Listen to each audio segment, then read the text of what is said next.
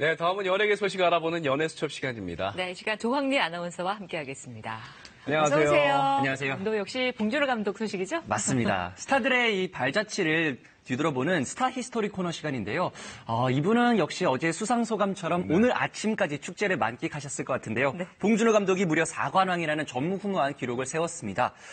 도대체 무엇이 전 세계인들의 사랑을 받게 만들었을지 저도 참 궁금했는데요. 봉준호 감독이 걸어온 길과 그의 인간적인 모습까지 준비를 했습니다. 지금부터 함께 보시죠. 영화 기생충으로 한국 영화계의 새로운 획을 그은 봉준호 감독. 그는 이견 없이 세계 영화인들을 매혹시켰습니다. 이런 놀라운 결과가 있어서 아직도 얼떨떨하고 지금 약간 뭔가 뭐가 이렇게 하면 꿈에서 깰 것 같은 느낌? 영화 기생충을 통해 봉준호가 곧 장르다라는 평가를 받은 봉준호 감독. 가장 듣고 싶었던 어떤 말이었달까요? 제가 되게 기뻤고요. 수상한 것만큼이나 그 문장 한 줄이 되게 기뻤었습니다. 하나의 장르가 된 감독 봉준호에게는 어떤 특별함이 있었던 걸까요? 1세대 그래픽 디자이너 아버지와 소설가인 외할아버지의 피를 이어받은 봉준호 감독은 맛깔난 이야기를 영상으로 표현하는데 특출난 재능을 보여왔습니다. 봉준호 감독의 가장 큰 장점은 어떤 영화적인 언어를 정말 잘 구사한다. 시각적인 감독이다. 실제로 봉준호 감독은 자신의 대표작 집필에 직접 참여해왔는데요. 그녀였을 때 이미 인물들의 동선이 구상돼 있었고 구상된 동선에 맞게 주문을 한 케이스예요. 영화 기생충은 빈부격차라는 가장 보편적인 문제를 날카롭게 담아내 세계적으로도 큰 공감을 얻어냈습니다. 다들 자기네 나라 상황이랑 똑같다는 거예요. 이 기생충에 그래서 영국 사람은 와가지고 이 영화 그대로 런던 배경으로 리메이크하면 뭐 시나리오 하나도 고칠 필요 없다고 그러고. 또 과거 부잣집 과외 아르바이트를 했던 자신의 경험을 되살려 부자와 가난한 자의 삶을 생생하게 표현했습니다. 저를 2층으로 데려가서 자기 집에 그 사우나를 보여줬어요. 집안에 프라이빗 사우나가 있더라고요. 되게 놀랐던 기억이 있는데 영화에도 나오죠. 봉준호 감독이 직접 그린 치밀한 스토리보드도 화제가 됐는데요.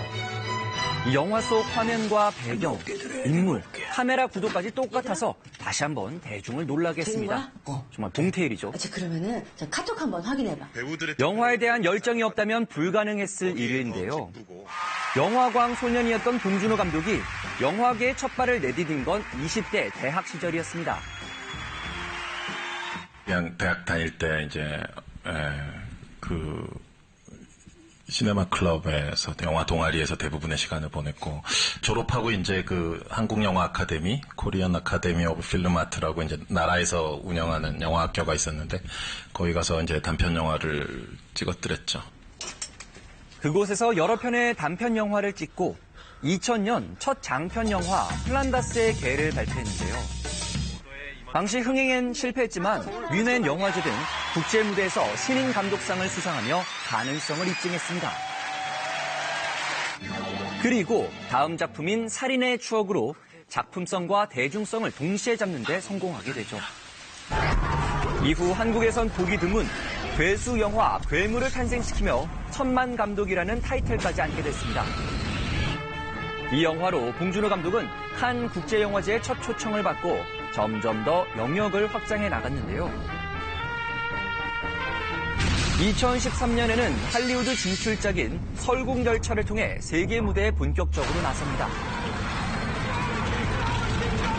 그리고 비교적 최근작인 옥자에서는 동물학대, 생명경시, 자본주의에 대한 비판의식을 담았습니다.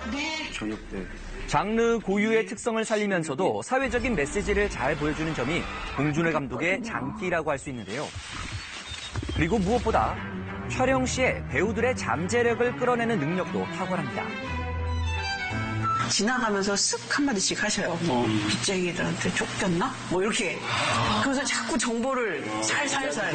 그러면 이제 제가 생각을 해야 되는 거죠. 배우가 생각하지 못한 어떤 지점을 계속 자극하니까 난 왜 여태 이것도 생각 못하는 배우지 막 이런 생각이 좀 많이 들었어요.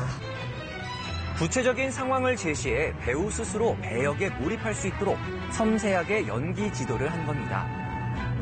이런 모습 때문에 봉준호 감독은 봉준호와 디테일을 합친 별명인 봉테일로 널리 알려져 있죠.